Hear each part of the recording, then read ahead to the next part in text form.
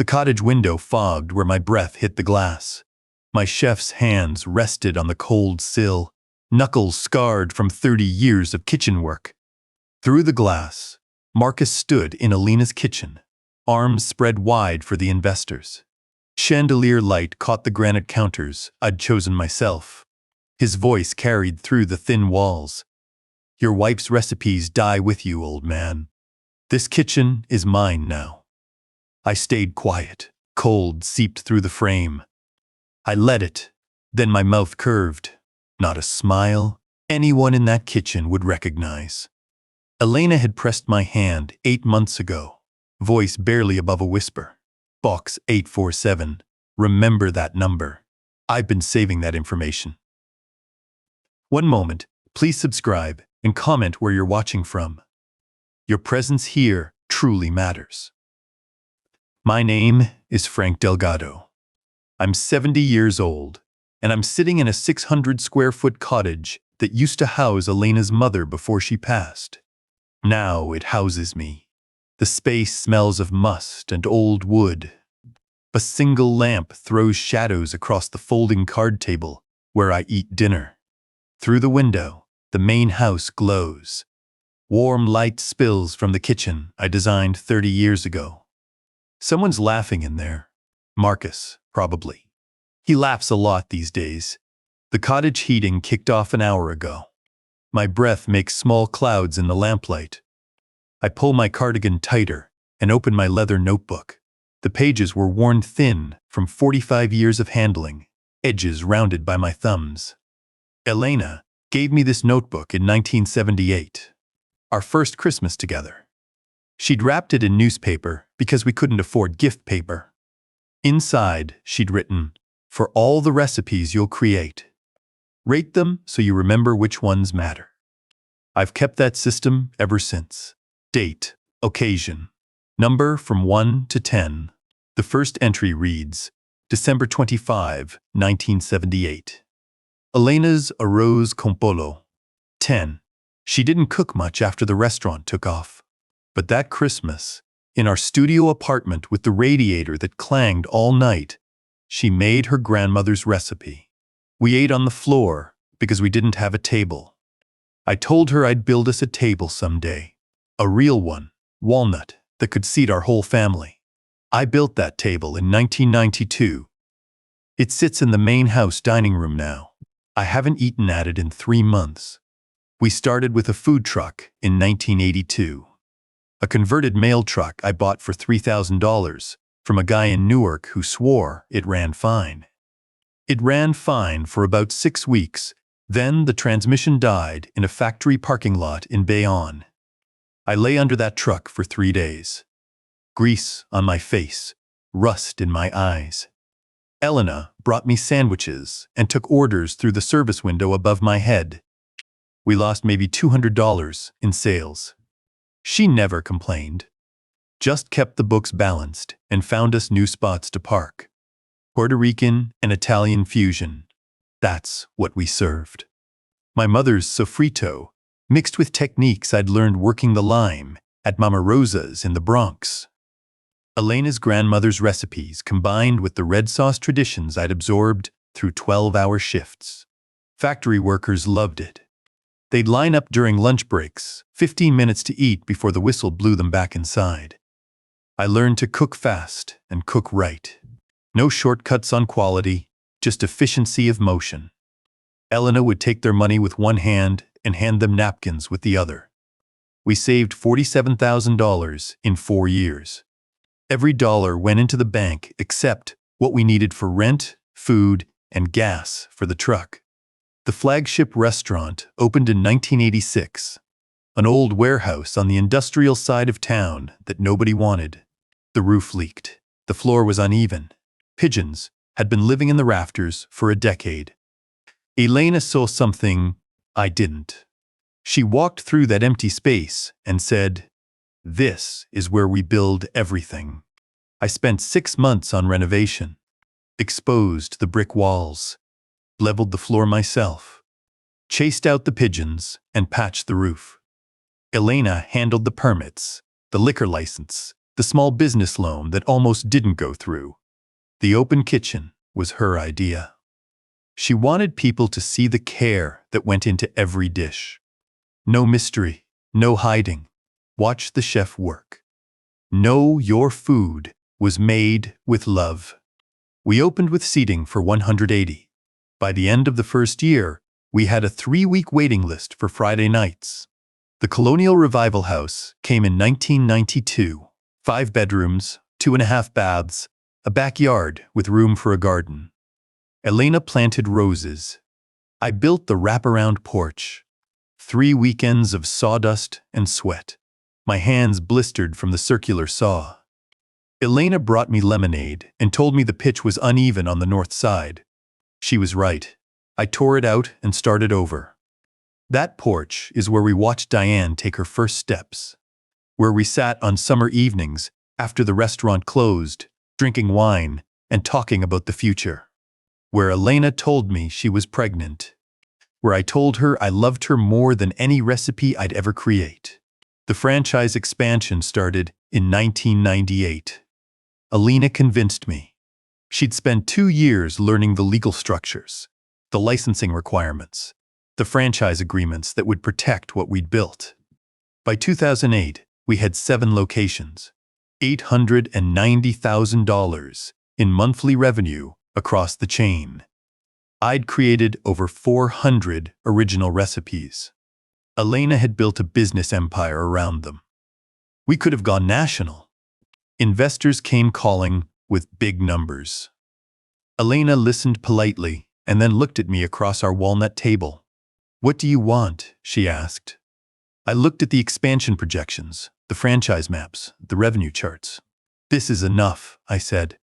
"Let's enjoy what we built." She nodded, poured more wine, but something in her eyes said she was already planning for contingencies I couldn't imagine. Diane was our only child.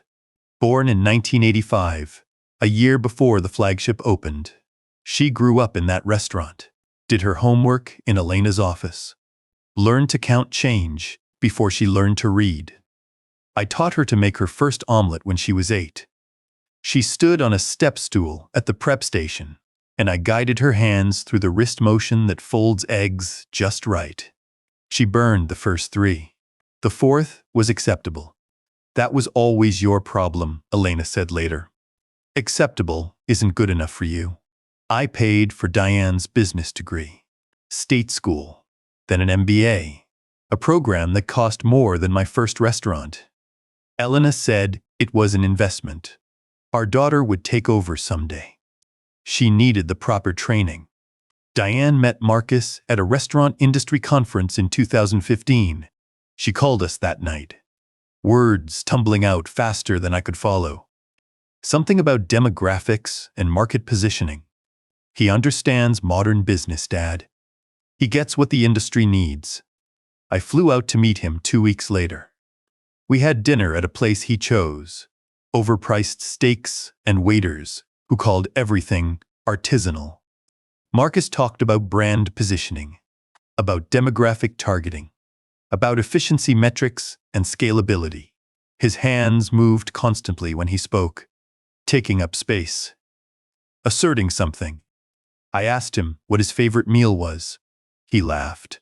"Food's fuel, Mr. Delgado. I'm more interested in the business side." Elena squeezed my hand under the table. "A warning. Don't say what you're thinking." I didn't say it. That night, I opened my notebook. Wrote, Marcus's first visit. The pen hesitated over the number. 4. They married in 2017. I walked Diane down the aisle in a church Elena chose. Marcus's family filled 3 rows. Ours filled 12. At the reception, Marcus pulled me aside. He gripped my shoulder in a way that was probably meant to feel friendly. "I want you to know," he said, "I'm going to take care of your daughter. And I've got some ideas for the restaurants. Modern ideas. When you're ready to hear them." I wasn't ready. I'm still not ready. But Marcus didn't wait. Elena's diagnosis came in March of last year. Pancreatic cancer. Stage 3. The doctor explained the options in a voice designed to deliver bad news. Surgery first, then chemotherapy. Maybe a clinical trial if we qualified. Survival rates were percentages I didn't want to hear. Elena listened with her hands folded in her lap. When he finished, she asked 3 questions about the treatment schedule. Then she turned to me. "I need you to focus on me," she said. "Not the restaurant. Not Diane. Me." So I did. 8 months of hospitals and home care. Morphine patches and meal schedules. Good days when she sat in the garden, and bad days when she couldn't leave the bed. Marcus handled the business. That's what Diane said. "Dad, let Marcus handle things. You focus on Mom." I should have paid attention. I should have noticed the meetings I wasn't invited to. The decisions made without my input. The staff changes Elena's old employees mentioned when they called to ask about her health. But I was holding my wife's hand while she died. The rest of it could wait. Elena passed on January 12th of this year. 45 years of marriage, 23 restaurant locations we'd opened and consolidated over the decades.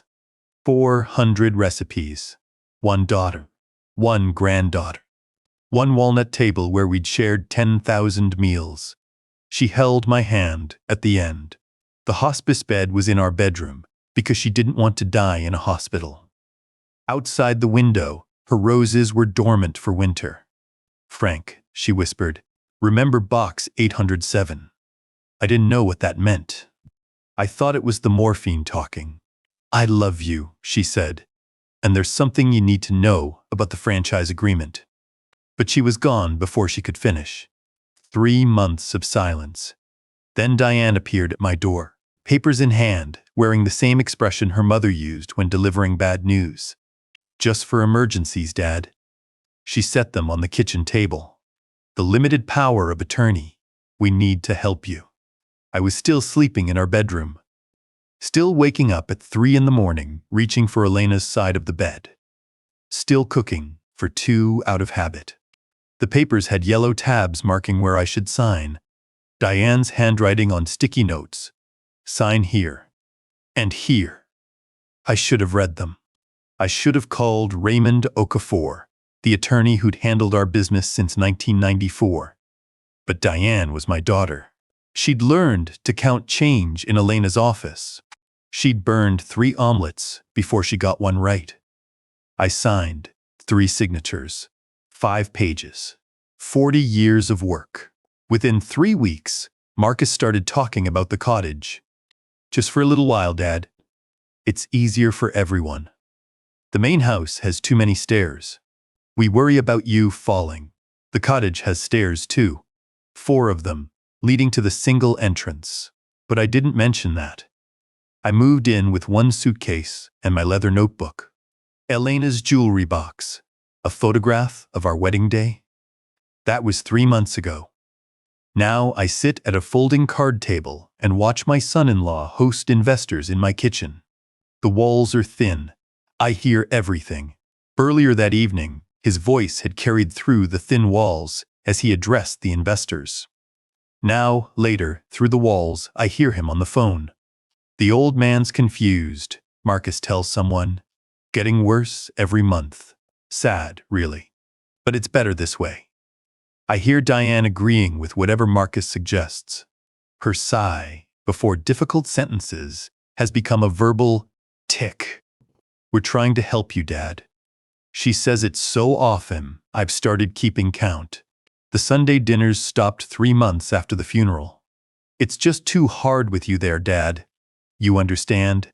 I understand more than she thinks." Marcus renovated the kitchen last month. The butcher block where Elena taught Diane to roll dough is gone. Replaced with granite cold enough to chill bread. Smart appliances that talk to your phone. A wine fridge that cost more than the food truck that started everything. The walnut table still sits in the dining room. I can see it through the window when they leave the curtains open. Marcus sits at the head now. In my seat. Sofia, my granddaughter, still visits. Twice a week, Tuesday and Thursday evenings. She tells her parents she's checking on me. Really, she comes to learn recipes. She's 14. Brown eyes like her grandmother. Hands that move right when she cooks. She's the only one who still comes. I open my notebook and flip to the most recent entries. Wedding, 10. That was 45 years ago. First franchise. 8. Elena cried when we signed the papers. Elena's last birthday. 9. I made her grandmother's arroz con pollo. She couldn't eat much by then, but she tasted it. She smiled. Diane's graduation dinner. 7. I was proud, but something was already shifting. Marcus at the table, talking too much. I turn to a blank page. My pen hesitates. Elena mentioned a safe deposit box. Box 847 at First Regional Bank. She mentioned it in her final weeks, lucid despite the morphine. You'll know when you need it. I haven't checked. Grief made everything feel distant. The box could wait. And there was something else. The franchise agreement. Page 43, she said once. Or maybe I imagined it.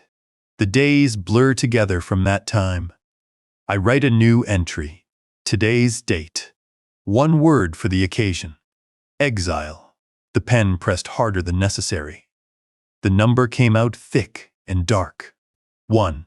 The lowest rating I've given in 48 years.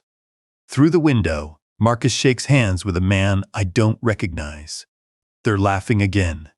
Diane stands behind her husband, arranging something on the counter. Her nervous habit. She reorganizes when she's stressed. The main house lights go off one by one. Kitchen first, then living room, then the upstairs hall. Diane and Marcus's bedroom stays dark. They stopped leaving a light on after Elena died. The cottage grows colder. I close my notebook and slip it back into my breast pocket, where it's lived since 1978. Elena mentioned a box. She mentioned a page. She was usually right about everything. The pattern began in April, 3 months after we buried Elena. Diane called on a Thursday evening. I stood in the cottage kitchen, heating soup on the 2-burner stove, when my phone buzzed against the counter. Dad, we're having a small dinner Saturday. Just Marcus's work people. I don't think you need to come. I waited. The soup bubbled. It's just too hard with you there, she said. Everyone gets uncomfortable. They don't know what to say about Mom. I stirred the soup, chicken noodle from a can. Something Elena would have thrown out. I ate it anyway. I understand, I said. The soup tasted like nothing worth remembering. By late May, Sunday dinners stopped entirely. Diane's excuses came through text messages now. She'd stopped calling. Too busy this week, Dad. Marcus has a conference. Sofia has a project. We need family time. Family time. The words sat on my phone screen like an accusation. I'd hosted Sunday dinners for 35 years. Elena cooked her mother's recipes. I made dessert. Diane learned to set a table at that walnut table, learned which fork went where, learned that family gathered around food because food was love made visible. Now I ate alone at a folding card table, while my family gathered without me 10 yards away. Marcus at the head of my table. Diane passing dishes I couldn't identify. Sofia hunched over her phone. Laughter that didn't reach me through the glass. I opened my notebook and added an entry. Sunday dinner alone. 2.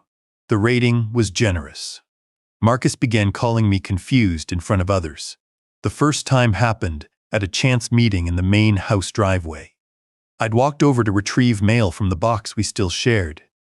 Marcus stood with 2 men in expensive suits, gesturing toward the property. Frank, he said, his smile not reaching his eyes. We're discussing business. You should rest. I asked about the quarterly reports. Elena and I had reviewed them together for 20 years.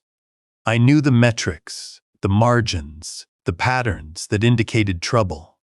Marcus laughed. The sound carried across the gravel. See what I mean? He said to the suits. Gets confused easily. Thinks he's still running things. The two men glanced at me with practiced sympathy. The look reserved for elderly relatives who've outlived their usefulness. I said nothing. I took my mail and walked back to the cottage. But I added the date and the exact words to my notebook. Evidence. Building. The cottage heating failed in early April. I reported it to Diane on a Tuesday. She sighed into the phone. "I'll tell Marcus," she said. "He handles the property stuff now." Wednesday passed. Thursday. Friday. The nights dropped into the 40s, and I slept in my coat. I called Diane again on Saturday. "Dad, we're dealing with it. These things take time." I called Marcus directly on Monday. His voicemail picked up. I left a message explaining the situation calmly, professionally, the way I'd handled supplier disputes for 40 years. He never called back. On Tuesday, I drove to the hardware store and bought a space heater with my own money. $47. I set it up in the bedroom and angled it toward the bed. The heating never got fixed. 5 months later, it still doesn't work. No one has come to look at it. No one has asked if I'm warm enough. I added the space heater receipt to my folder of documents. Proof of neglect. One more piece. His voice carried through the thin cottage walls as he explained his vision to investors. Marcus liked the sound of his own voice. "Efficiency optimizations," he said. "That's what the brand needs. We've been operating on sentiment for too long. Time to modernize." I sat at my folding table with a cup of coffee gone cold. The walls transmitted every word. "Portion sizes reduced by 15%, he continued. "Customers don't notice. They're paying for the experience, not the ounces. And we've renegotiated our supplier contracts. The margins are beautiful now." I knew what renegotiated meant. Cheaper ingredients. The San Marzano tomatoes Elena insisted on, replaced with domestic canned goods that tasted like nothing. The imported olive oil swapped for vegetable blends that left a film on the tongue. He'd reduced the sauce to nothing. Stripped out everything that made it worth eating. "The market doesn't care what your grandfather did," Marcus said. "Legacy is just another word for refusing to evolve." Legacy. My legacy. 40 years of work reduced to a buzzword. I wrote his exact words in my notebook. Date, time, quote. Patience, I thought. Patience. The online reviews started appearing in June. I found them late one night, scrolling through my phone in the dark cottage. The glow of the screen hurt my eyes. Delgado's kitchen, 2 stars. Portions used to be bigger. What happened? Delgado's kitchen, 1 star. The meatballs tasted different, like they changed the recipe. Disappointing. Delgado's kitchen, 2 stars. Been coming here for 15 years. Notice staff seems unhappy. Manager was rude. Not the same place anymore. I read 43 reviews that night. The pattern was clear. Quality declining. Staff demoralized. Long-time customers recognizing that something essential had been stripped away. Marcus would blame market conditions. He always did. I knew better. Tommy Chen, my line cook of 25 years, found me in the flagship parking lot on a Thursday afternoon in late July. I'd driven over unannounced. Something I hadn't done since Elena's funeral. I needed to see the kitchen with my own eyes. The visit had been worse than I'd imagined. The prep stations were reorganized in ways that made no ergonomic sense. The walk-in cooler had a temperature log showing consistent readings in the danger zone. 3 degrees too warm. Bacteria thriving. And Elena's apron. I'd searched for it in the office where it had hung for 15 years. The faded blue fabric with gold embroidery from our 10th anniversary. Delgado's kitchen stitched across the chest in Elena's favorite font. It wasn't there. I found it in a storage closet, stuffed behind cleaning supplies and broken chairs. Crumpled. Forgotten. Marcus appeared as I held it. We're decluttering, Frank. His smile was patronizing. Got to make room for the future. I nodded.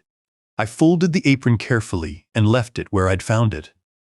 In the parking lot, Tommy caught up to me. Mr. D, he said, glancing back toward the building. Can we talk? Tommy Chen was 58 years old.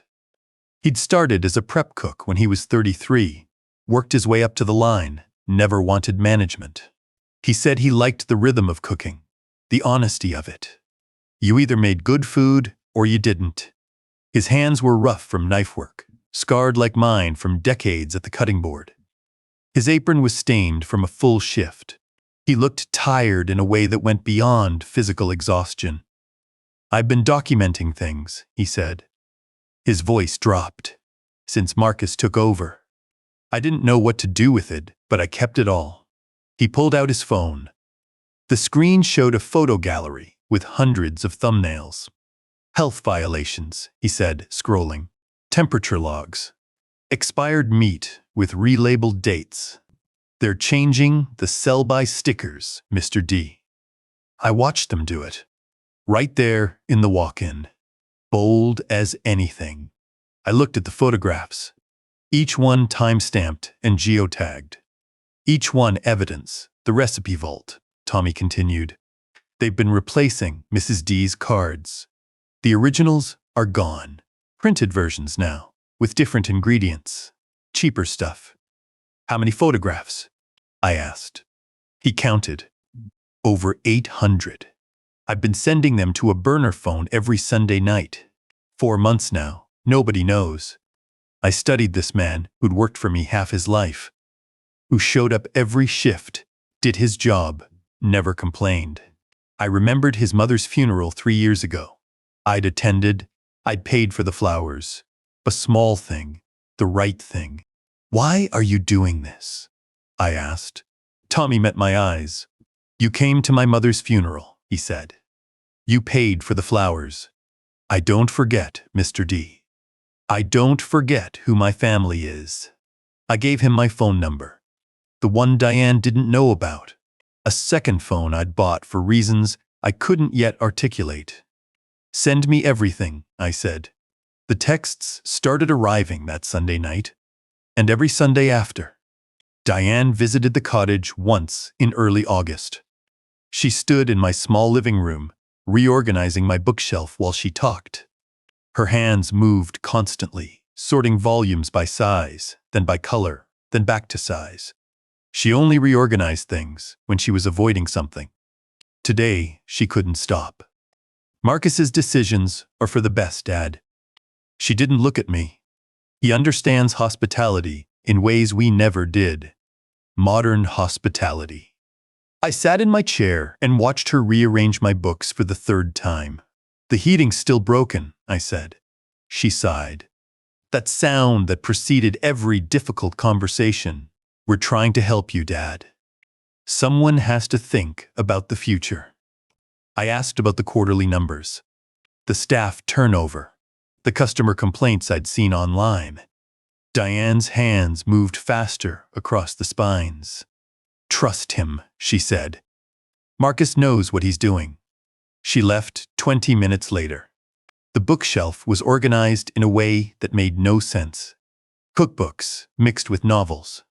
Elena's gardening guides shelved next to my old business manuals. I didn't rearrange them. I left them as evidence of her visit. Proof she'd been here and seen nothing. The thin cottage walls became my intelligence network. Marcus spoke freely within earshot because he believed I couldn't hear, or couldn't understand, or didn't matter. His phone calls came through the walls clearly. His conversations with investors reached me without effort. His laughter with Diane about the old man in the cottage who thought he was still relevant filtered through every crack in the plaster. One evening in late August, his voice came through particularly clear. The old man thinks he's still relevant. 20 years since he had an original thought. We're doing him a favor, really, putting him out to pasture. I wrote it down. Date. Time. Quote. Another evening, I heard him discussing numbers with someone. Legacy brands are sitting ducks, he said. You strip out the sentiment, optimize the operations, flip it to a hospitality group. Henderson Hotels is interested. 4.2 million for the whole package. Henderson Hotels, 4.2 million. The acquisition dinner is in September, Marcus continued. Private dining room at the flagship. I built that room myself, with my own hands. In 1988, Walnut I selected from a mill in Vermont. I kept listening. The consulting fee is separate, Marcus said. $400,000, paid directly to me. Compensation for managing the transition. Nobody needs to know the details. $400,000. A kickback hidden in the acquisition paperwork. I added it to my notebook. The numbers were mounting, the evidence accumulating. Tommy's photographs revealed the shell company in early September. Web Hospitality Consulting, the invoices read. Services rendered, strategic planning, market analysis, operational review. But Tommy had worked at Delgado's kitchen for 25 years. He knew every vendor, every supplier, every contractor who walked through the back door. There's no web hospitality, he texted. Nobody's ever seen them. The invoices are fake. I calculated $12,000 to $15,000 monthly. 18 months of skimming. Roughly $180,000 stolen through fraudulent vendor payments. The money flowed from Delgado's kitchen operating accounts to a shell company Marcus controlled. From there, it vanished into personal accounts. I photographed the invoices Tommy sent, added them to my folder. The folder was getting thick. The acquisition documents arrived in a text from Tommy in mid-September. Henderson Hotels wants signatures from all trust beneficiaries, he wrote. Overheard Marcus talking to the lawyers. I knew what that meant. The Delgado family trust owned the intellectual property, the recipes, the brand. Elena and I had structured it that way in 2003. I was sole trustee now. Any sale required my signature. The next night, through the cottage walls, I heard Marcus solve his problem. I'll handle your father's signature, he told Diane. He won't even notice. Half the time he doesn't know what day it is. Diane's response was muffled, but she didn't object. Forgery. Added to theft, fraud, elder abuse. The charges were accumulating, like ingredients in a complex dish. Each one alone might not convict. Together, they created something substantial. I sat at my folding table that night with my leather notebook open. The cottage was cold. The space heater hummed in the corner. Through the window, the main house glowed warm and bright. Marcus stood in my kitchen, probably drinking my wine, planning to sell my legacy and pocket $400,000 while forging my name on documents. Diane enabled every decision while sighing about how hard it was to help her father. And I sat in the dark, eating canned soup, watching it all unfold. But I wasn't helpless. I wasn't confused. I wasn't the senile old man Marcus believed me to be. I was a chef who'd spent 40 years learning that the best dishes require patience. You can't rush a braise. You can't force a reduction. You wait. You watch. You add ingredients at the right moment. I turned to a fresh page in my notebook. The entry read, Patience. 8. The rating was honest. My patience was serving me well. But 8 wasn't 10. I still had work to do. Tomorrow, I would call Raymond Okafor, the attorney who'd handled our business since 1994 and drafted every significant document Elena and I had ever signed. Tomorrow, I would ask about Box 847. Tomorrow, the slow burn of disrespect would begin to transform into something else. But tonight, I closed my notebook and watched through the window as Marcus laughed at something Diane said. Enjoy it, I thought. Enjoy every moment. Because the market might not care what your grandfather did, But the law cares what you do. And I was keeping records. Sofia knocked 3 times at the back door. 2 fast raps, then a pause, then one more. Her rhythm since she was 10, when she started sneaking over to learn her grandmother's recipes. I crossed the cottage in 4 steps and opened the door. Cold November air rushed in around my granddaughter. She wore her school hoodie and carried her backpack. Homework, she'd told her parents she was finishing. "Hey, Grandpa, mija." I stepped aside to let her in. "You're right on time." She dropped her backpack by the door and headed straight for the kitchenette, pulling her hair back with a band from her wrist. The overhead light caught the brown in her eyes. Elena's eyes. "What are we making tonight?" "Your great-grandmother's Sofrito." I pulled ingredients from the small refrigerator, the one that started everything. Sofia smiled. She knew the story. Elena had told her a dozen times before she got sick. The food truck, the factory workers, the $47,000 saved one lunch shift at a time. I set the cutting board on the narrow counter. Bell peppers in red, green, and yellow. A head of garlic, onion, cilantro, tomato paste. The same ingredients Elena's grandmother used in San Juan before the war. The same ingredients I learned from Elena in our studio apartment in 1978. Sofia washed her hands at the sink. Her movements were careful, thorough. She'd learned that from watching me. Sanitation first. Always. "Peppers first," I said. "Dice them fine. You remember the angle? 45 degrees. Show me." She picked up the knife I'd given her for her 13th birthday. Carbon steel. Good balance. Holds an edge if you care for it. She positioned the pepper on the board and made her first cut. The blade moved at the proper angle. Her wrist stayed relaxed. The pieces fell even and uniform. Good. Keep that rhythm. Let the knife do the work. I heated oil in the small pan on the 2-burner stove. Real olive oil, not the vegetable blend Marcus had switched to at the restaurants. I bought this bottle myself from a specialty shop in the city. $14 for something that should cost $4. The oil shimmered, and the first hint of warmth spread through the cottage.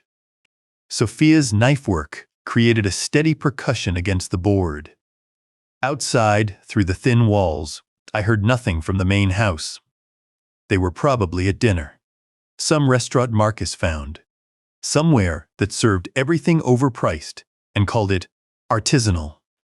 "Grandpa, can I ask you something?" I glanced at her. Her knife had stopped moving. She stared at the pepper in front of her, hands still. "What is it, mija?" The nickname came naturally. Elena's word. It had started slipping into my vocabulary more since she died, as if part of her was trying to speak through me. Sofia set the knife down. She turned to face me, and I saw something in her expression I didn't recognize. Not the usual warmth. Not the eager attention of a student learning her craft. Fear. A 14-year-old girl carrying something too heavy. I heard Dad talking to Mom last night. My hands kept moving through the prep work. Garlic cloves separated from the head. Papery skin peeled away. The muscle memory of 40 years in kitchens held steady while something cold began forming in my chest. "What did you hear?" She looked at the floor. "Late. Around midnight. They thought I was asleep. Dad's voice carries through my bedroom wall." I waited. The oil shimmered in the pan. The garlic sat ready on the board. He was talking about the sale. The hotel company. She spoke to the cutting board, not to me. He said, "Once it closes, they're going to put you in assisted living." The garlic went into the pan. It sizzled and released its sharp perfume into the small space. My hands kept moving. He said, "You can't fight it. They have power of attorney." Her voice cracked. He said, "Your mother's recipes die with you anyway. Nobody needs him anymore." The words landed like stones, dropped into deep water. I felt them sink through me, one by one, settling into the dark. Marcus had said that. My son-in-law. The man who'd never cooked a meal in his life. The man who thought food was fuel and legacy was just another word for refusing to evolve. Your mother's recipes die with you anyway. Elena's recipes. 400 dishes created over 40 years. The Sofrito we were making right now, passed down through 3 generations of women who'd fed their families with love and garlic and patience. Nobody needs him anymore. I stirred the garlic. One slow turn of the spoon, then another. What did your mother say? Sofia's hands twisted together in front of her. She didn't fight him. She just said. She sighed first. That thing she does. Then she said, someone has to think about the future. Diane's sigh. I knew it well. The sound she made before every betrayal, as if the weight of being reasonable exhausted her. I added the diced peppers to the pan. They hissed against the hot oil and began to soften. Come here, mija. Help me with the onion. Sofia moved to my side. I handed her the onion and a fresh knife. She began cutting, her technique solid, her eyes wet. I watched her work. This child who had chosen me over her parents, who snuck to my cottage twice a week to learn recipes, her father called blue collar, who carried the weight of adult betrayals in her 14-year-old heart. You did right telling me. She nodded, blinking hard, keeping the tears from falling into the food. Your grandmother, I said. She saw things coming, long before they happened. She planned for contingencies I couldn't imagine. The onion went into the pan. The cottage filled with the familiar burn. There's something she left me. Something I forgot about until now. I remembered Elena's voice in those final weeks. The morphine made her drift, but sometimes she surfaced with startling clarity. She'd gripped my hand and spoken about a box. A safe deposit box at First Regional Bank. Box 847. You'll know when you need it. I'd thought it was the drugs talking. Then I'd thought it was grief fogging my memory. I'd let the months pass without checking, because part of me didn't want to face anything else she'd left behind. Now I understood. Elena had known. She'd watched Marcus circling our family like a shark scenting blood. She'd seen Diane choosing her husband over her father. She prepared for this exact moment. The sofrito came together in the pan. Peppers soft, onion translucent, garlic golden. Tomato paste stirred through. The smell filled every corner of the cottage, pushing back the cold, the damp, the loneliness of 5 months in exile. Sofia watched the transformation. Her tears had dried. Something like hope flickered in her eyes. Is it ready? Almost. I handed her a wooden spoon. Stir it gently. Keep the heat low. Let the flavors marry. She took over at the stove. I stepped back and watched her work. This was the legacy Marcus claimed would die with me. This moment right here. A grandmother's recipe, passed through a mother's hands, now living in a granddaughter's careful attention. He was wrong. They were all wrong. Recipes don't die. They get passed down. They get taught.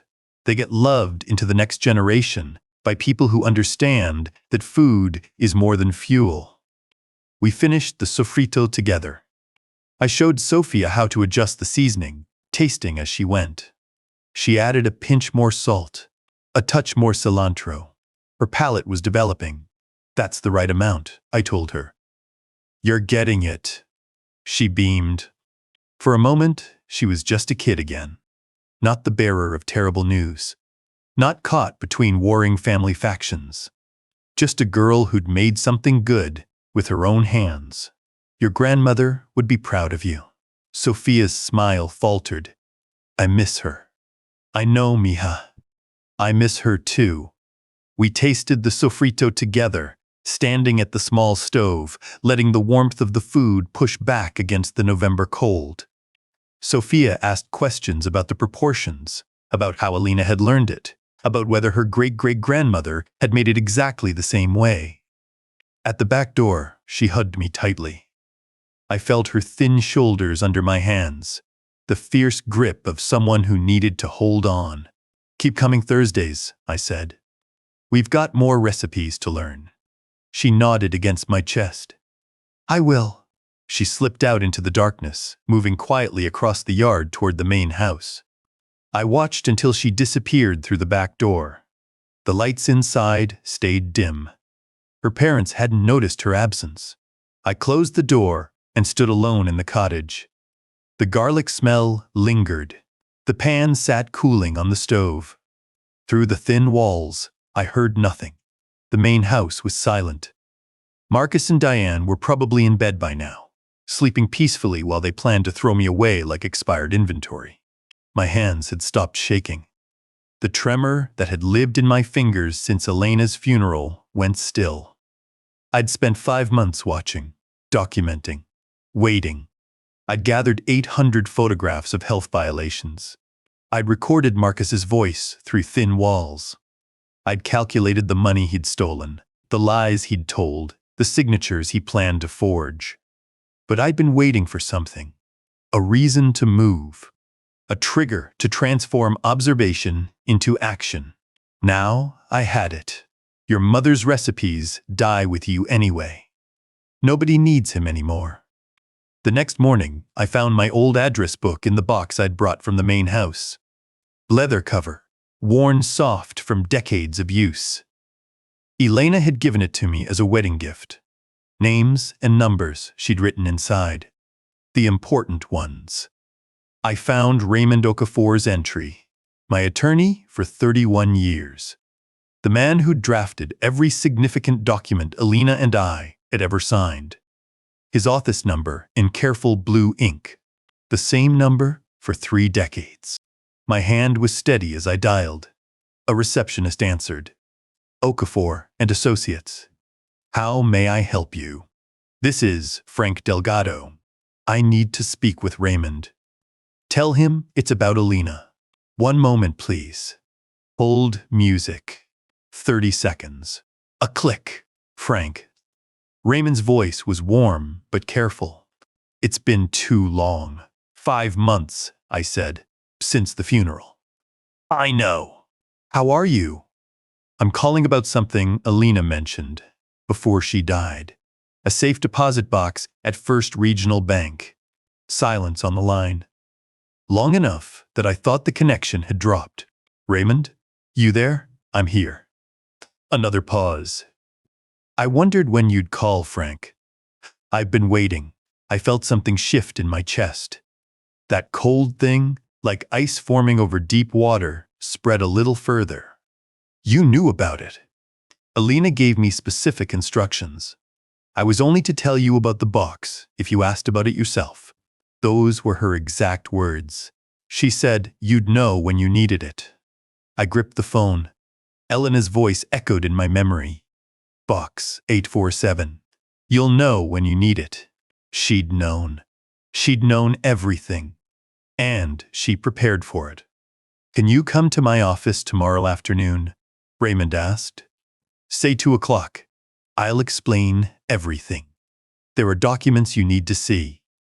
Things Elena arranged years ago. She was protecting you, Frank.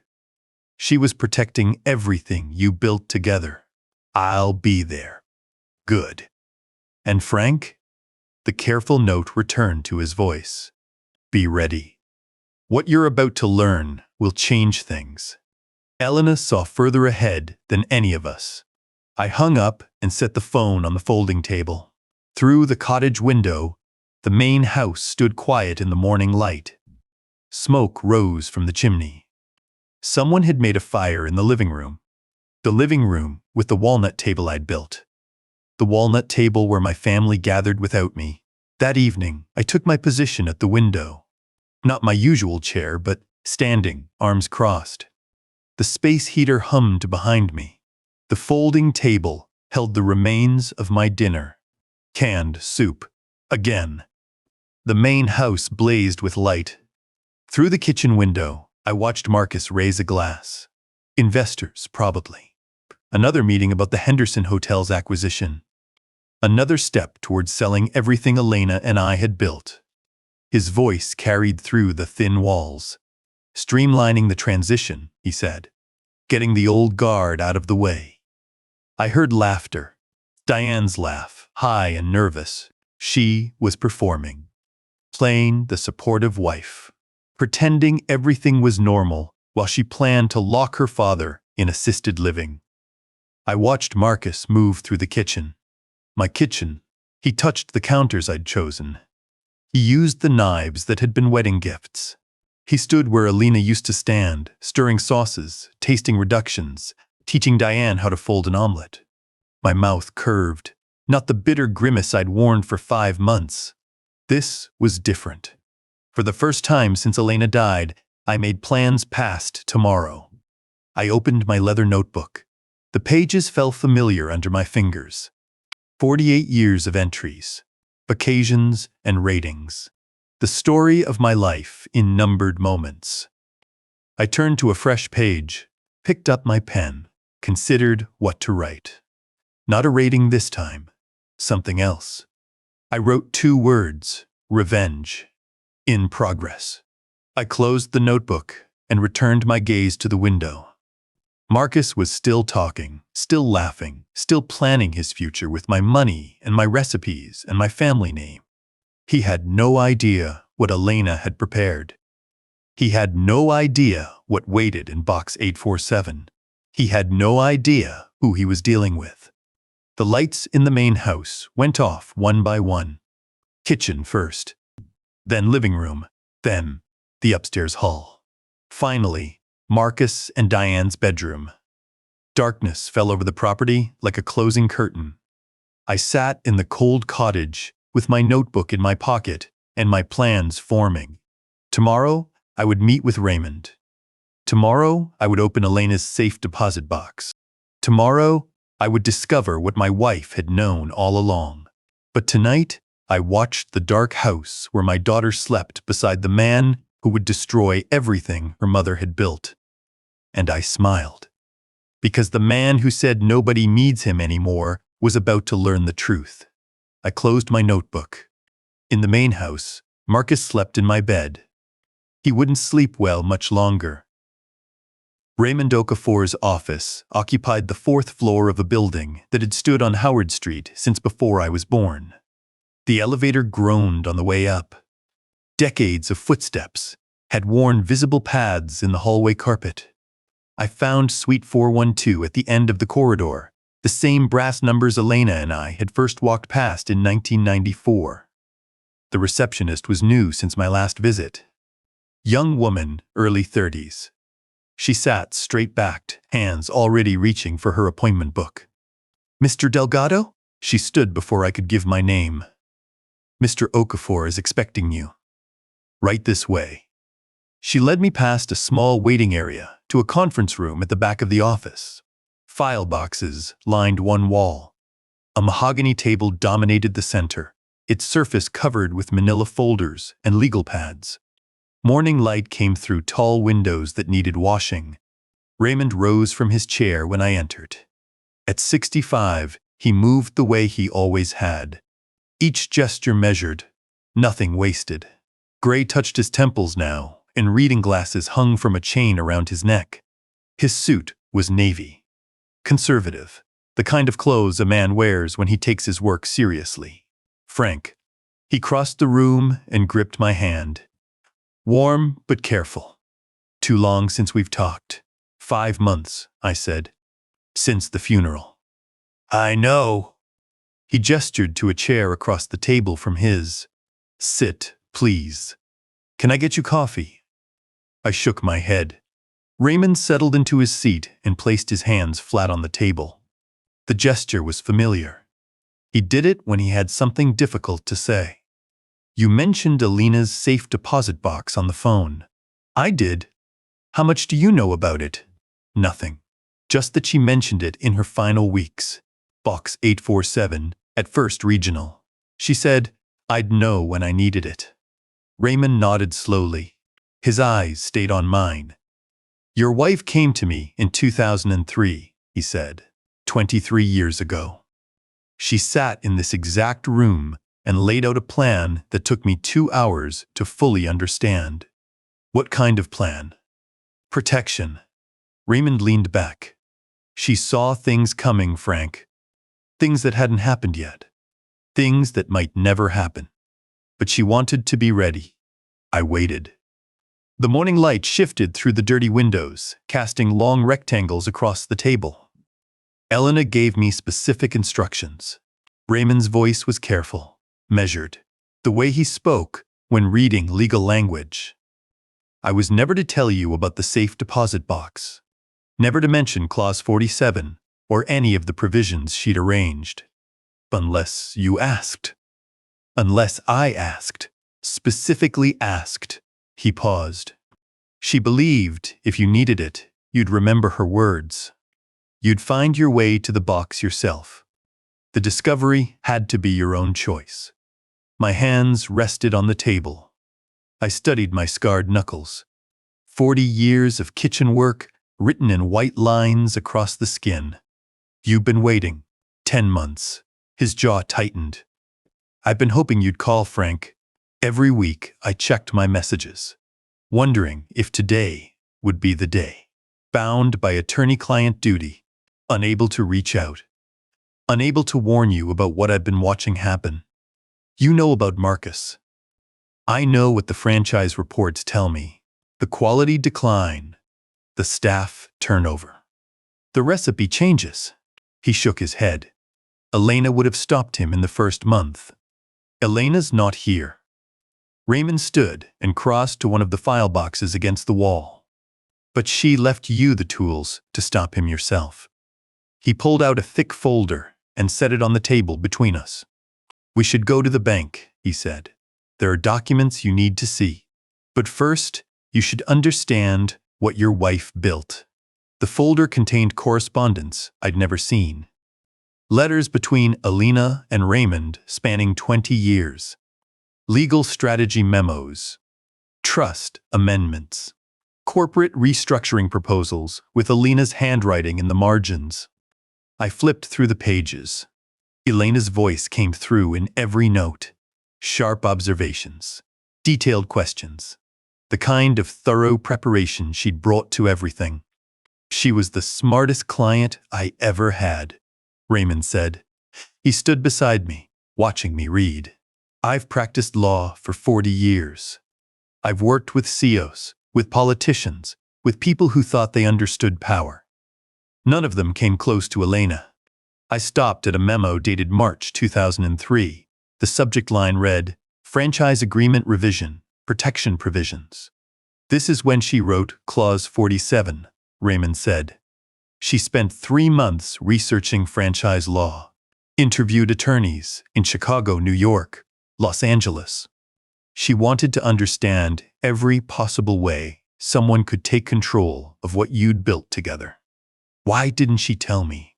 "Because you would have talked her out of it." Raymond's voice was gentle. "You would have said she was being paranoid. That family was family.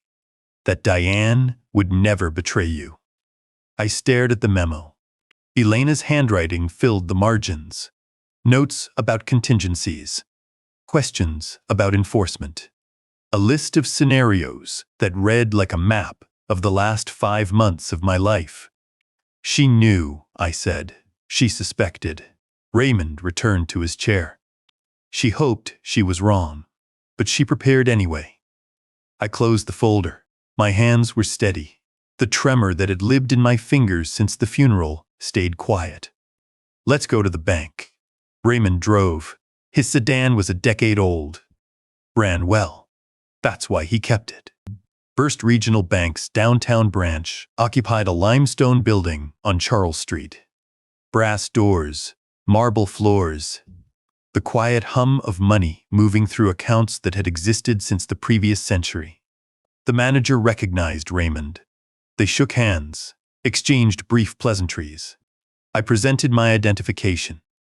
Raymond produced documents I'd never signed, but which bore Elena's authorization, dated 23 years ago. The vault waited behind a secured door. A uniformed guard buzzed us through. Inside, rows of metal boxes lined the walls. Numbers, in neat sequence, combination locks, and keyholes. The room smelled of cold metal and old paper. Our footsteps echoed against the concrete floor. Box 847 sat at eye level in the center of the east wall. I pulled Elena's key from my pocket. The small brass key I'd found in her jewelry box 3 months after the funeral, tucked behind a velvet divider with a handwritten tag, First Regional. I'd remembered her words, but let months pass without checking. Grief made everything feel distant. The key sat heavy in my palm. I turned it over once, then slid it into the lock without resistance. The mechanism turned. The box slid free. Raymond gestured to a private room off the main vault. We stepped inside. A small table, 2 chairs, a lamp that cast warm light on institutional beige walls. I set the box on the table and lifted the lid. 3 items waited inside. A thick document bound with a blue cover. A USB drive in a clear plastic case. And an envelope. The envelope drew my attention first. Cream-colored paper. Elena's floral stationery, the kind she used for important correspondence. My name written across the front in her careful handwriting. I lifted the envelope. The paper felt smooth under my fingers. And then I caught it. Faint, almost gone after 23 years, sealed in metal. Chanel No. 5, Elena's perfume. I bought her a bottle for our first anniversary, when we could barely afford groceries. She'd worn it every day since. The scent meant her. It meant home. It meant 45 years of standing beside each other through everything. I opened the envelope and unfolded the single page inside. Frank, if you're reading this, they tried to push you out. Don't let them. I protected us. Page 43, clause 47. Make them remember whose kitchen this is. All my love, always. I read the words again. Then again, the paper shook in my hands. She'd written this 23 years ago. She'd folded it into this envelope, sealed it, placed it in this box, and waited. Knowing someday I might need it. Hoping I never would. I folded the note carefully and placed it in my breast pocket. Next to my leather notebook. Next to my heart. Raymond said nothing. He understood. I picked up the thick document. The blue cover read, Delgado's Kitchen Franchise Agreement, revised March 2003. Dense legal text. Signature pages at the back, bearing my name, Elena's name, and Raymond's witness mark. I turned to page 43. A section had been highlighted in yellow. Elena's handwriting filled the margin. This is the important one. Don't let them change it. Clause 47 occupied half the page. I read it slowly. Any menu changes, recipe modifications, or culinary direction changes at any franchised or company-owned location must be approved in writing by the Founding Family Culinary Authority prior to implementation. The Founding Family Culinary Authority is defined as Frank Delgado, or his designated successor. This authority is non-transferable except by written instrument signed by the current authority holder. I kept reading. Failure to obtain written approval as specified above shall constitute material breach of this agreement. On determination of material breach, the franchisor, defined as the Delgado Family Trust, may revoke all franchise rights, licenses, and authorizations with 30 days written notice. All intellectual property, including but not limited to recipes, preparation methods, and grand materials, shall immediately revert to the exclusive control of the trust. I looked up at Raymond. He made recipe changes. 47 documented changes across all 7 locations, Raymond said. I've been tracking them through the franchise quality reports. New suppliers, modified preparation methods, altered ingredient lists. Not one of them has your written approval, because he never asked. No. He assumed you didn't matter anymore. I turned back to the document. Read the clause again. I turned the implications over, like engine parts on a workbench. Marcus had violated this provision 47 times. Each violation was a separate breach. Each breach gave me grounds to revoke every franchise right, every license, every authorization that allowed him to operate under the Delgado's kitchen name. He'd been building his empire on a foundation he didn't own. The trust, I said. Elena and I were co-trustees. You're sole trustee now. Raymond's voice was steady. Full discretionary authority. The trust owns all intellectual property. Recipes. Branding. The Delgado's kitchen name itself. Marcus operates at your pleasure. I set the franchise agreement aside and picked up the USB drive. Scanned copies of everything, Raymond explained. The franchise agreement, trust documents, property deeds, correspondence between Elena and me, establishing her intent. If anything happens to the originals, the digital copies are time-stamped and authenticated. Elena built a fortress around everything we created. She built it around you, Frank. Raymond leaned forward. There's more. He pulled a document from his briefcase. The power of attorney Diane had brought to my kitchen table 5 months ago. Read section 3, paragraph 2. I found the section. Read it twice. The language excluded any authority over trust assets, business decisions, real property transfers, or intellectual property rights from the power granted. The exclusions were explicit, detailed, the kind of specific legal language that came from someone who'd thought carefully about every possible misuse. Elena insisted on this wording, Raymond said. 7 years ago, when you and she updated your estate documents, she said Diane might someday need help with daily matters. But the business, the trust, the properties, those stayed with you. Period. Marcus thinks he has control. He's been operating as if that power of attorney gives him carte blanche. Raymond's expression hardened. He's never read past the first 2 pages. Neither has Diane. They signed papers they didn't understand. They assumed. Raymond closed the document. They assumed wrong. I sat in the quiet of that private room. The box's contents spread before me. Elena's note warm in my pocket. Her protection surrounding me like walls I hadn't known existed. One more thing. Raymond pulled out another folder. The private dining room at the flagship restaurant. The Walnut room you built in 1988. What about it? Elena reserved it in 2003. The same month she arranged all of this. Annual renewal. Automatic. Permanent, unless explicitly cancelled. Marcus is planning to hold the acquisition dinner there. He made a reservation 3 weeks ago. Raymond smiled without humor. The booking system rejected it. Elena's standing reservation takes precedence.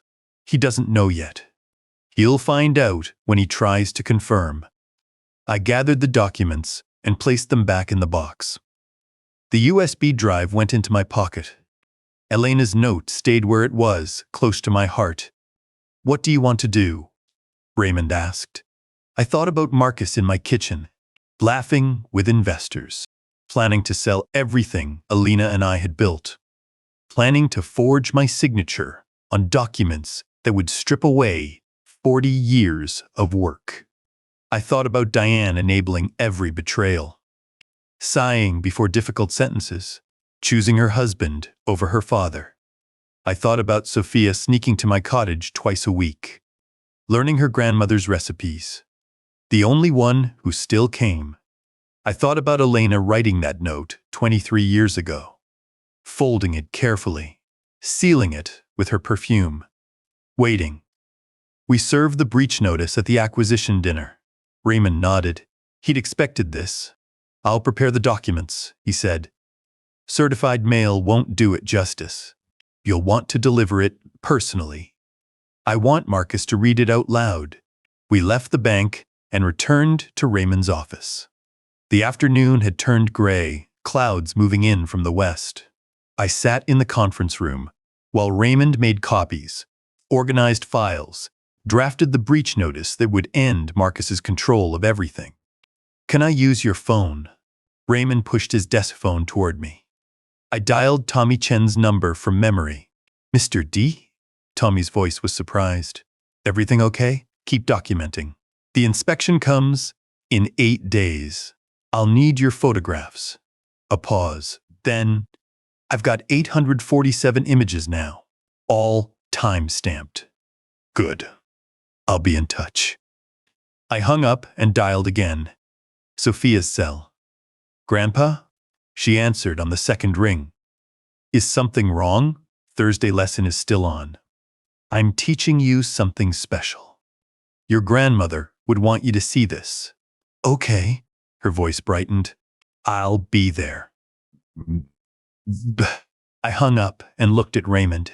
"Prepare the breach notice," I said. "We serve it at dinner. I want it ready to go. I'll file the anonymous tip with Henderson Reeves at the County Health Department tomorrow morning." Raymond made a note. "The inspection will validate everything Tommy documented, and the dining room reservation. I'll contact the flagship manager personally. He'll confirm Elena's booking takes precedence. Marcus will receive the rejection notice 72 hours before his event." I stood. The afternoon light had faded. Through Raymond's windows, the city spread gray and quiet below. "Frank," Raymond's voice stopped me at the door. "Elena loved you more than anyone I've ever seen. Love another person. Everything in that box, everything she arranged, it was all for you." "I know. She saw this coming 20 years ago. She trusted you to find your way here when you needed to." I touched the note in my pocket.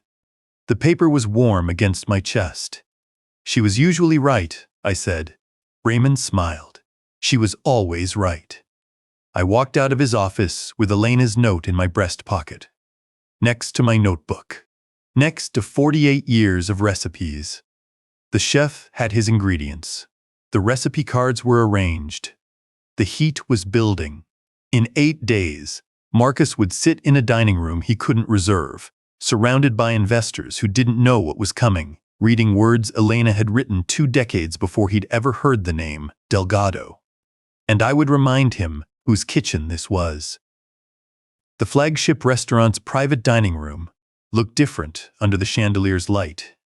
The same walnut table I'd built with my own hands in 1988. The same exposed brick walls I'd pointed myself during the renovation. But tonight, white linen covered the wood grain I knew by heart. Crystal glasses caught the light and scattered it across the faces of strangers. Marcus had spent $15,000 on this evening. Outside, catering from a company I'd never heard of. Professional decorations that turned my dining room into something that belonged in a hotel conference center. Silver centerpieces, printed menus describing a future that would never arrive. I watched through the service entrance as the last of the investors took their seats. 12 of them, plus 4 Henderson hotels, executives in matching dark suits. Diane sat near the head of the table, her hands already moving across the papers in front of her. Reorganizing. Her nervous habit since childhood. Marcus stood at the head of the walnut table, the chair I'd sat in for 30 years.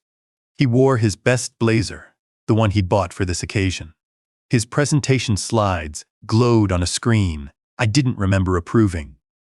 Charts about scalability, projections about brand optimization, the kind of numbers that meant nothing to anyone who'd ever actually cooked a meal.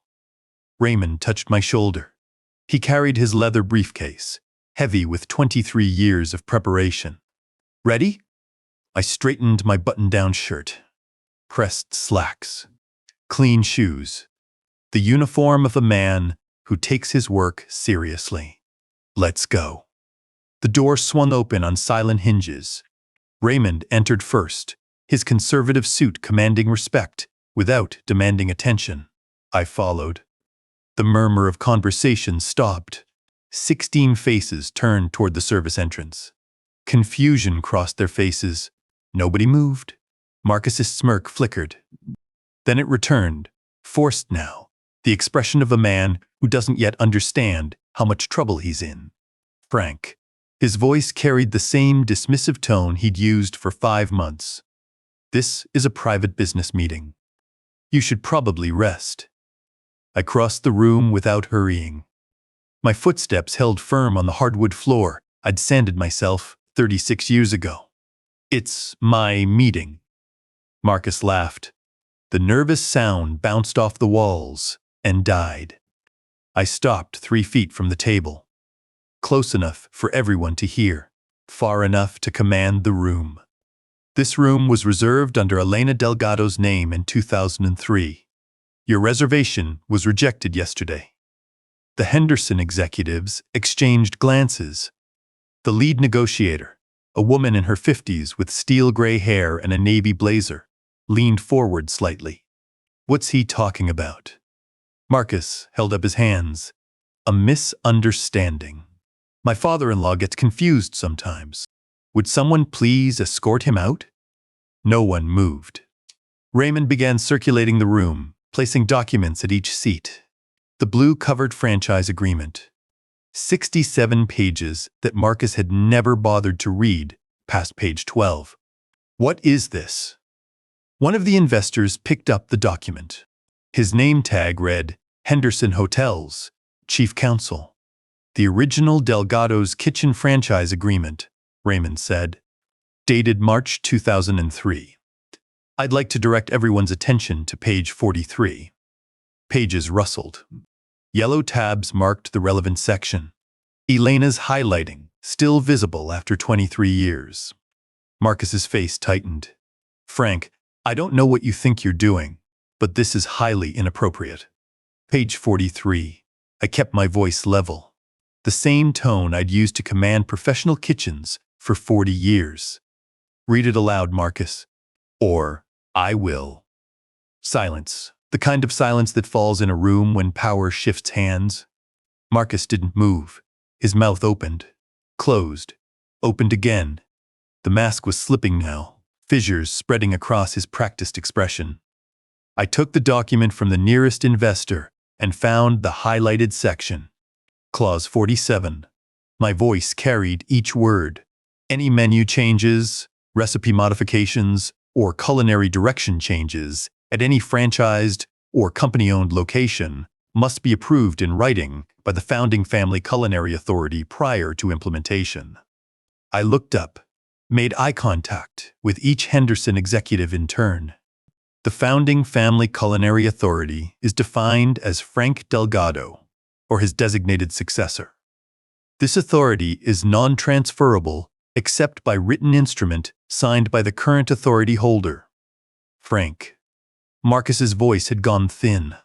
This is ancient history. Nobody operates with clauses like this anymore. I kept reading. Failure to obtain written approval shall constitute material breach of this agreement. Upon determination of material breach, the franchisor, defined as the Delgado Family Trust, may revoke all franchise rights, licenses, and authorizations with 30 days written notice. The chief counsel's pen stopped moving. He'd been taking notes. Now, he stared at the document in front of him. Is this enforceable? Raymond stepped forward. I drafted this agreement myself. The language has been reviewed and upheld in 3 separate jurisdictions. It's ironclad. Marcus made 47 recipe changes since taking operational control. I set the document down. Not one of them has my written approval. Those were operational improvements. Marcus's voice rose. Business decisions. You weren't involved anymore. I was always involved. The trust owns every recipe, every preparation method, every aspect of what makes Delgado's kitchen worth anything. You've been operating on borrowed authority for 18 months. Raymond produced a second folder. This one was thick with photographs. 847 images, printed in color, organized by date and location. "I'd like to share some additional documentation," he said. The photographs circulated. Temperature logs showing readings in the danger zone. Walk-in coolers, 3 degrees too warm. Bacteria conditions that would shut down any legitimate operation. Marcus made a grab for the nearest stack. Raymond stepped back smoothly. These images were taken over a 4-month period by a current employee. I walked them through each image as Raymond displayed them. Health violations at all 7 locations. Temperature logs falsified to pass inspections. Expired meat with relabeled dates. A Henderson executive pushed back from the table. His face had gone the color of old paper. "What?" More photographs. Elena's original recipe cards, replaced with printed versions listing inferior ingredients. The San Marzano tomatoes, substituted for domestic canned goods. The imported olive oil swapped for vegetable blends. The quality decline wasn't accidental. I watched Marcus as I spoke. It was systematic cost-cutting, disguised as efficiency. Raymond produced another folder. Invoices this time. Neat columns of numbers that added up to theft. Web Hospitality Consulting. I named the shell company Marcus had created. 18 months of payments for services that were never rendered. Roughly $180,000 funneled from Delgado's kitchen operating accounts into personal accounts. "That's a lie." Marcus's voice broke. "Those are legitimate consulting fees." The chief counsel had stopped taking notes entirely. He was reading the invoices Raymond had placed before him. "There is no web hospitality consulting," Raymond said. "No office, no employees, no business license. The company exists only as a routing mechanism for embezzled funds." The Henderson executives were speaking to each other in low voices. Their expressions shifted from confusion to worry to barely concealed alarm. The woman with the steel-gray hair, their lead negotiator, stood slowly. Her chair scraped against the floor. "I'd sanded myself. I need to make a call. There's one more thing." I let the silence stretch for a moment. Henderson Reeves completed his surprise inspection this morning. Marcus went still. Henderson Reeves, County Health Inspector. 28 years on the job. The kind of man who remembered when Delgado's Kitchen was the cleanest restaurant in his district. 3 locations face immediate closure, pending remediation. The violations documented in those photographs have been officially confirmed.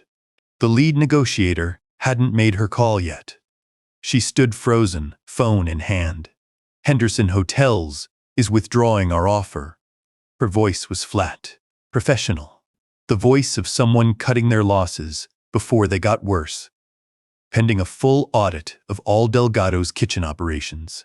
The words hit Marcus like a physical blow. His face drained of color. His hands gripped the edge of the table, knuckles white against the walnut. He turned to Diane. "Do something." His voice broke again. "Say something. This is your family." Diane sat motionless. Her hands moved automatically across the papers in front of her. Shuffling. Reorganizing. The same nervous habit she'd had since she was 6 years old, arranging her toys by color when she couldn't control anything else. She didn't speak, didn't defend Marcus, didn't attack me. Just sat there, frozen between her husband and her father, unable to choose either. The silence stretched. I addressed my daughter directly. "Your mother left you something too." Diane's eyes met mine. Wet, but the tears wouldn't fall. Pride, or shame, or something in between, kept them contained. "A letter. Raymond will give it to you when you're ready to read it." Her hands stopped moving. For one moment, she was just my daughter again. The girl who'd burned 3 omelets before getting one right. The woman who'd chosen wrong and knew it now. "I hope you do." The Henderson executives were packing their briefcases. The investors sat in stunned silence, their expensive dinner untouched, their confidence in Marcus visibly evaporating. I turned toward the door, then stopped. One more thing. The room held its breath. As sole trustee of the Delgado family trust, I'm invoking Clause 47. Marcus made a sound. Something between a gasp and a growl. You have 30 days to vacate all 7 locations. My voice carried to every corner of the room. Elena and I had built together. The recipes, the brand, the name, they were never yours to sell. Marcus lunged. His chair crashed backward. His fists clenched. His face twisted. The calculation was gone. Just anger now. He got 3 steps before he froze. Sofia stood in the doorway. My granddaughter held her phone at chest height, screen facing the room, the red recording indicator visible even from across the dining room. Her face was calm and steady, like her grandfather's. Marcus stared at his daughter. I got it all, Grandpa. Her voice didn't waver. She'd been waiting in the hallway as planned, phone ready, the last piece of evidence we needed. Every word. Marcus's fists unclenched. His shoulders dropped. The rage drained out of him, replaced by something else. The look of a man who finally understood he'd lost everything. I crossed the room to Sofia. Put my hand on her shoulder. Felt the slight tremor there, the fear she was hiding behind her steady expression. Good girl. She looked up at me, 14 years old, brown eyes like her grandmother.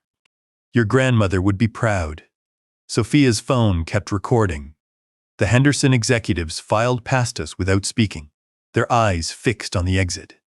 The investors followed, leaving behind untouched plates and expensive wine and a future that would never arrive. Marcus sank into the nearest chair. His presentation slides still glowed on the screen behind him. Charts about scalability, projections about brand optimization. Numbers that meant nothing now. Diane hadn't moved. She sat at the table, hands flat on the papers in front of her, staring at something no one else could see. The letter, Raymond said quietly. He placed an envelope on the table near her elbow. Elena's floral stationery, her name written in her mother's careful handwriting. Diane's hand moved toward it. Stopped. Moved again. She picked up the envelope and held it without opening it. I guided Sofia toward the exit. Her phone was still recording, but there was nothing left to capture. Just the ruins of Marcus's ambition scattered across the walnut table I'd built 36 years ago. At the door, I paused. One last look at the room.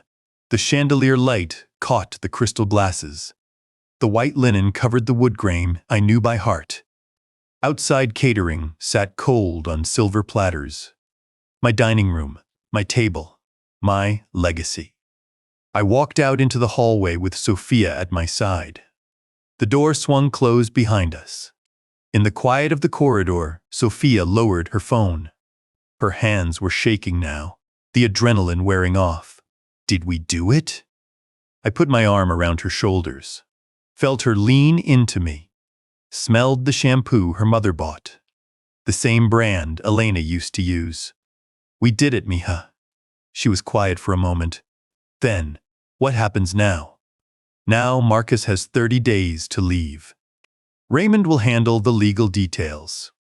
The health department will handle the violations. And you and I have recipes to learn. Sofia smiled. It was her grandmother's smile, sudden and warm, lighting up her whole face. Thursday lessons? Thursday lessons. I steered her toward the restaurant's back exit, away from the investors still gathering their things in the lobby, away from the wreckage of Marcus's plans.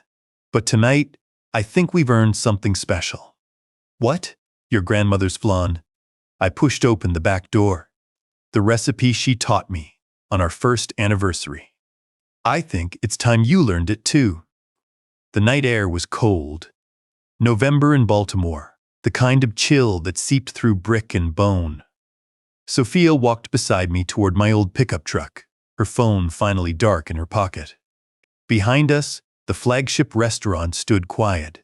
The lights in the private dining room still burned. Somewhere inside, Marcus was realizing that nobody needs him anymore had been wrong. The Monday after the dinner confrontation, Raymond filed the charges. I sat in his office while he made the calls.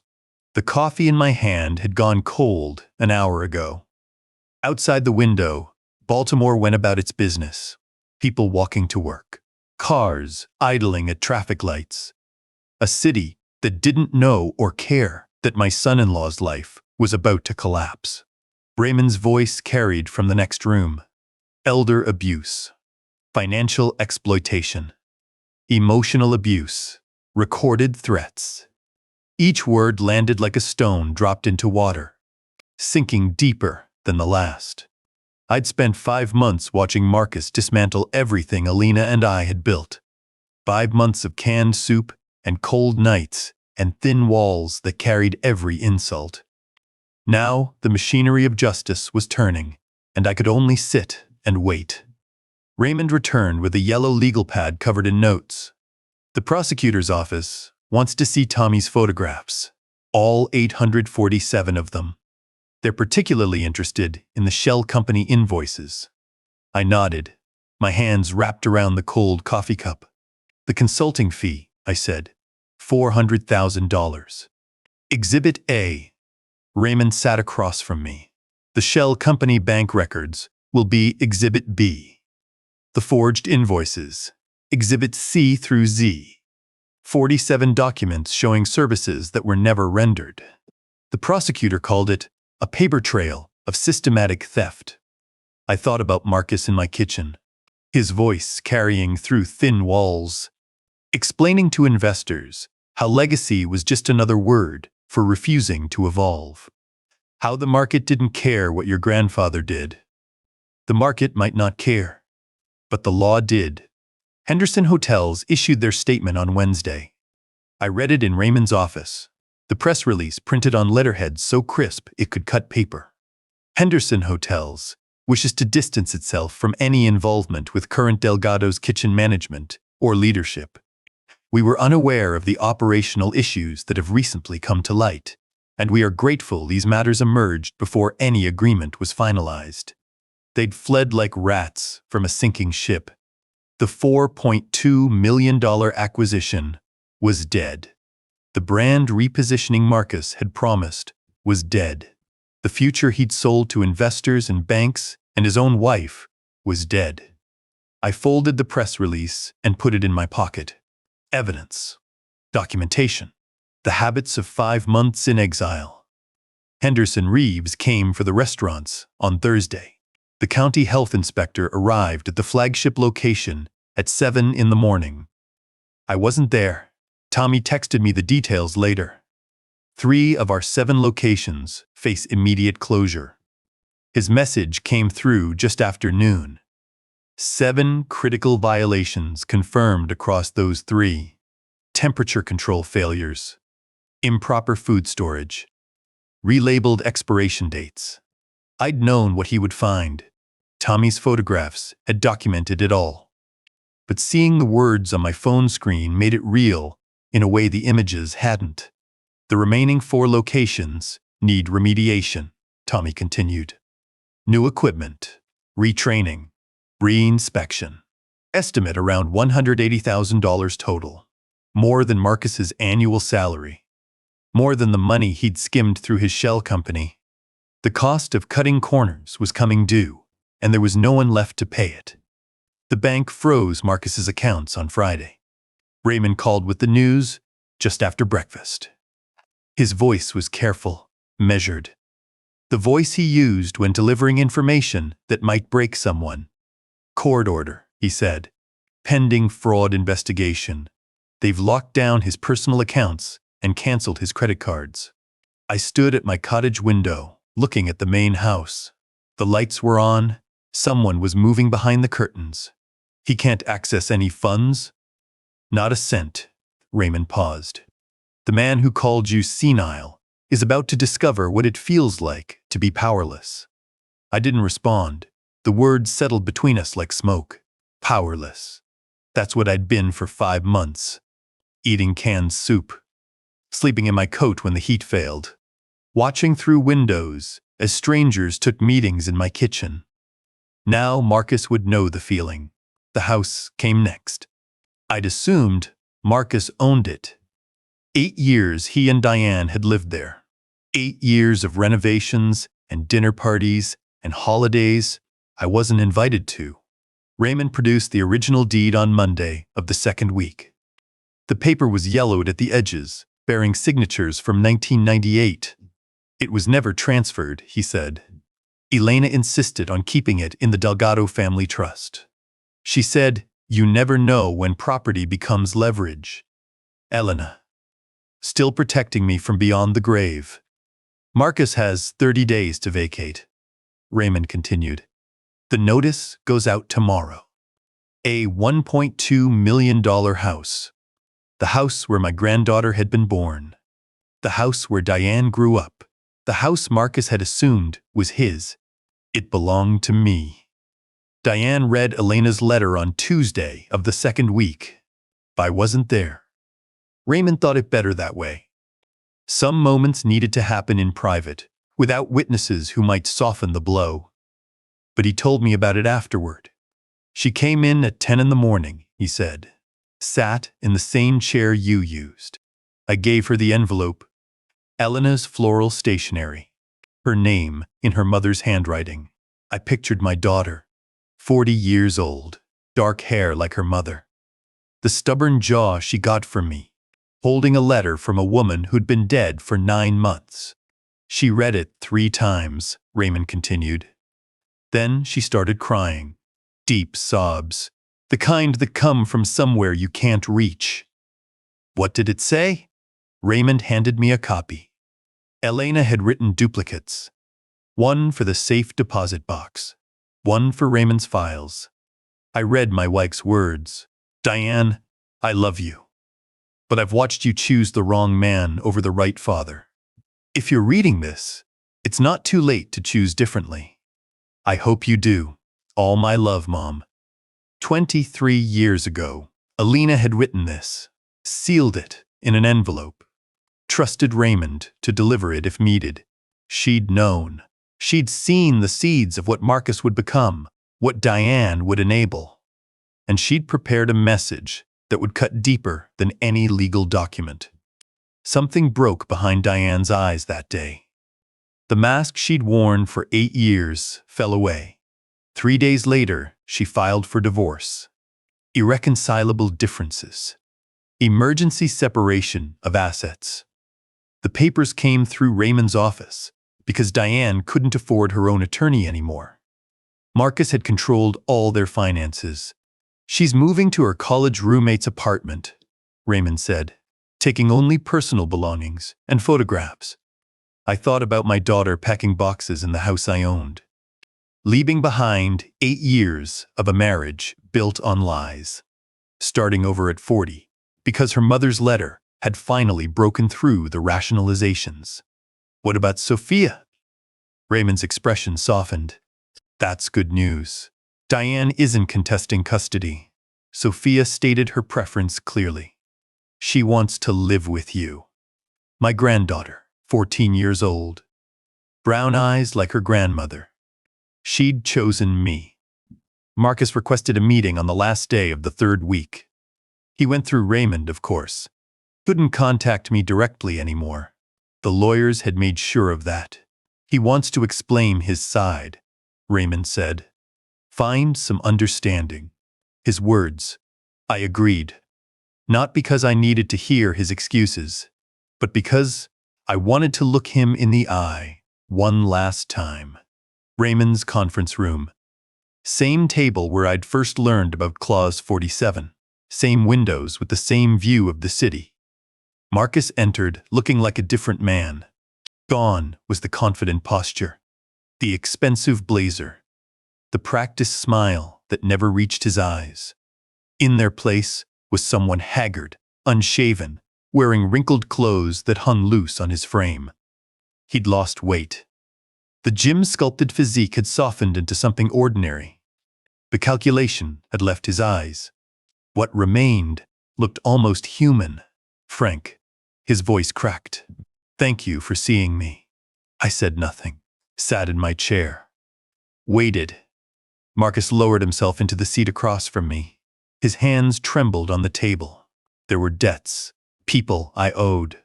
The words came out, rushed, desperate. "You don't understand the pressure I was under." I watched him speak, studied the face of the man who'd called me senile, who'd planned to forge my signature, who'd skimmed $180,000 from the company Elena and I had built. "It wasn't supposed to go this far," Marcus continued. "I was trying to fix things, to modernize.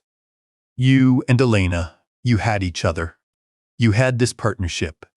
I was just the son-in-law, the outsider who married in." His excuses filled the air like smoke.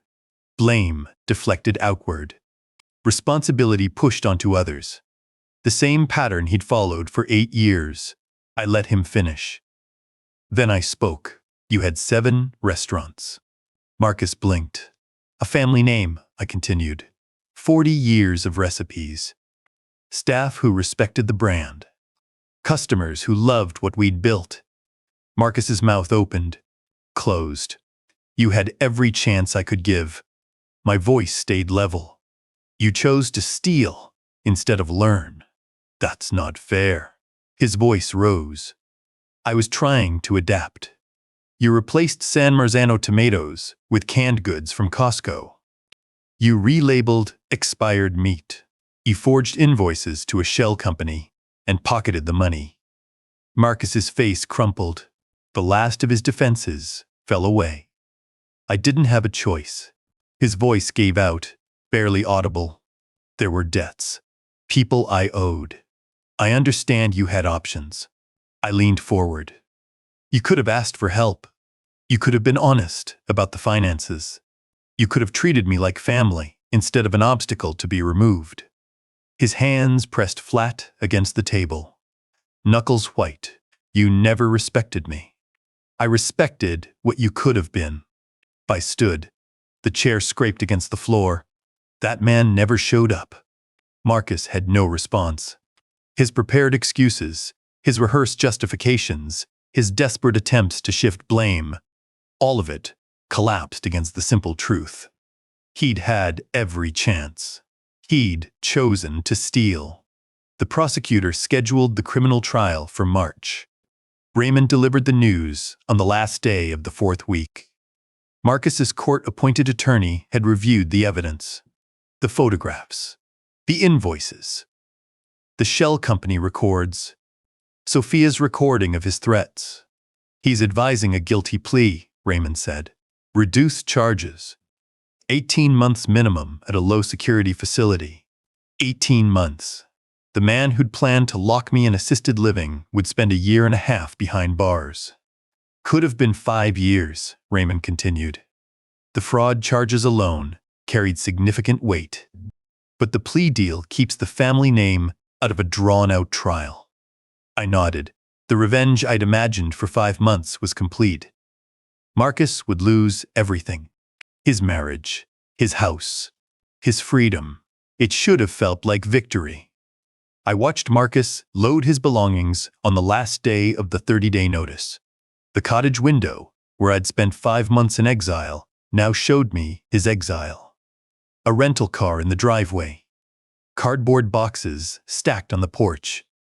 The accumulated possessions of a man who'd assumed he owned everything and wound up with nothing. Late afternoon light slanted across the yard. A November wind scattered leaves across the gravel. Somewhere down the block, a dog barked. He moved without hurrying, his shoulders hunched against the cold. No one helped him carry the boxes. No investors, no supporters, no wife. Through the window, I saw him pause at the front door.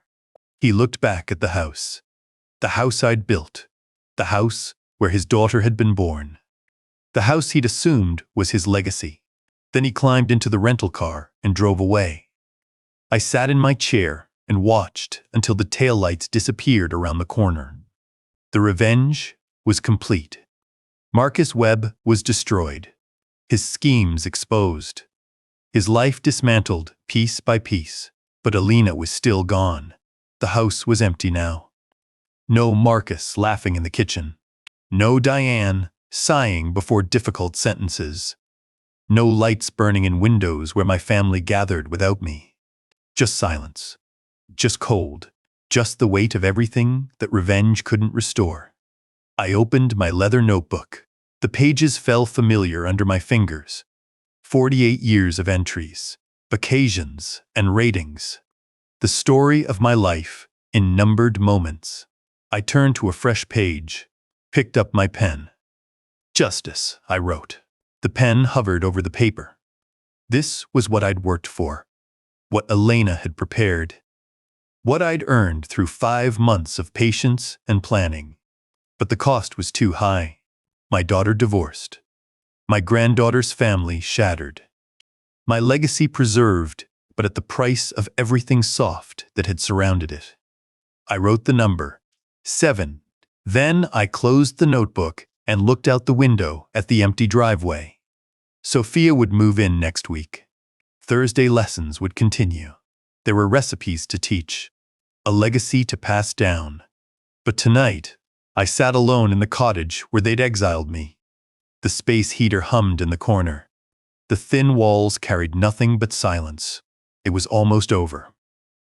If my story matters to you, tap like and rate it from 1 to 10. Tell me what you think. Thank you. 6 months later. A kitchen half the size of the one I'd built 35 years ago. The house sat 2 blocks from the flagship restaurant. Small yard, functional layout. Nothing like the colonial revival where I'd raised Diane, where Elena had planted roses, where Marcus had tried to steal everything. But the kitchen had good light. That was enough. Tommy Chen ran the flagship now. Head chef, a title he'd earned after 25 years on the line. I consulted twice a week, reviewing recipes, tasting sauces, making sure Elena's standards held. He'd restored everything Marcus had stripped away. San Marzano tomatoes, imported olive oil. Staff who remembered why Delgado's kitchen mattered. The old crew came back. Names I hadn't seen in months. They returned because Tommy asked, and because the restaurant belonged to the family again. Sofia's backpack hung by the door. Her school jacket on the hook beside mine. Same school, different address. New routine built from the wreckage of the old one. Sundays, Diane came by. Not for formal dinners, just quiet afternoons. She'd help Sofia with homework at the kitchen table while I made coffee. Sometimes our eyes met over the cups. Neither of us looked away anymore. We talked about small things, weather, school, the restaurant's new menu items. We didn't talk about Marcus. The divorce was final.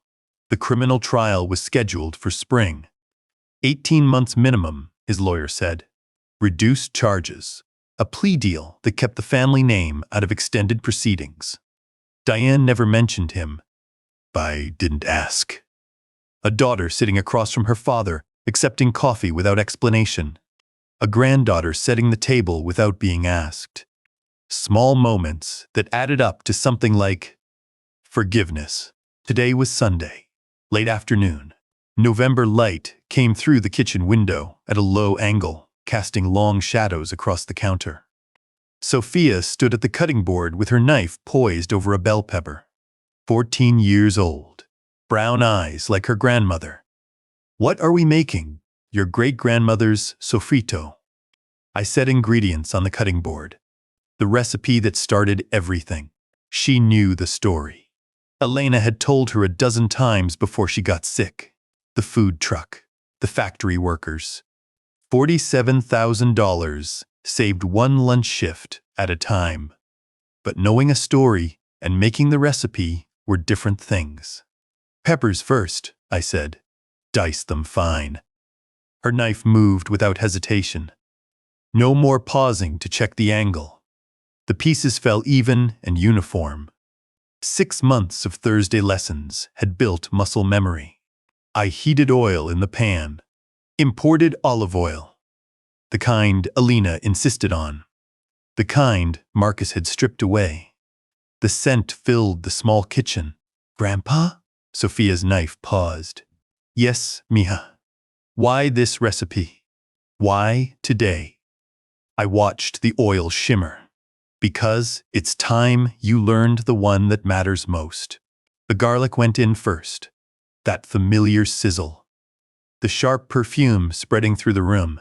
"Your grandmother learned this from her mother," I said. "Who learned it from her mother in San Juan. 4 generations." Sofia added the peppers. They hissed against the hot oil. "Elena taught me on our first anniversary," I continued. "We couldn't afford a table. We ate on the floor of our studio apartment. I told her I'd build her a real table someday." "The walnut table," Sofia said. "The walnut table." The onion went in next, the familiar burn in our eyes. "This isn't complicated," I said. "Look at it. Peppers, garlic, onion, tomato paste. Basic ingredients. Then, why is it special?" Sofia stirred the pan. Her movements confident now. The technique I'd taught her grandmother, passed to her through me. "Because it's patient," I said. "You can't rush it. You wait. You watch. You let the flavors marry." The sofrito came together. Peppers soft, onion translucent, garlic golden. The smell filled every corner of the kitchen. "Taste it," I said. Sofia lifted the spoon to her lips. Her eyes closed. "That's it." Her voice was quiet. "That's what the restaurant used to taste like. Before." She didn't need to say, "Before what?" We both knew. I pulled my leather notebook from my breast pocket. The pages worn thin from 48 years of handling. Elena had given it to me in 1978, for all the recipes you'll create. Rate them, so you remember which ones matter. I turned to a fresh page. The last entry read, "Justice, 7. Today I wrote something different. The date. 2 words for the occasion. Sofrito with Sofia." The pen hovered over the paper. I thought about the food truck. About Elena taking orders while I lay under the engine. About the flagship restaurant we'd built from an empty warehouse. About 40 years of recipes and 7 franchise locations and a legacy Marcus had tried to steal. None of it mattered as much as this moment. My granddaughter stood beside me in a modest kitchen, learning the recipe her great-great-grandmother had made in San Juan before the war. The same sofrito I'd learned from Elena on our first anniversary. The same technique that started everything. I wrote the number. 10. The same rating I'd given our wedding day. The same rating I'd given Elena's arroz con pollo that first Christmas, when we ate on the floor because we couldn't afford a table. I closed the notebook and slipped it back into my pocket. Sofia tasted the sofrito again. Smiled. "Is it good?" I asked. "It's perfect, Grandpa." I watched her at the stove. This child who had chosen me, who had recorded Marcus's threats on her phone, who had learned her grandmother's recipes through 6 months of Thursday lessons. The afternoon light shifted through the window. The sofrito simmered on the stove. My granddaughter stirred it with the same wooden spoon Elena used to use. That was enough.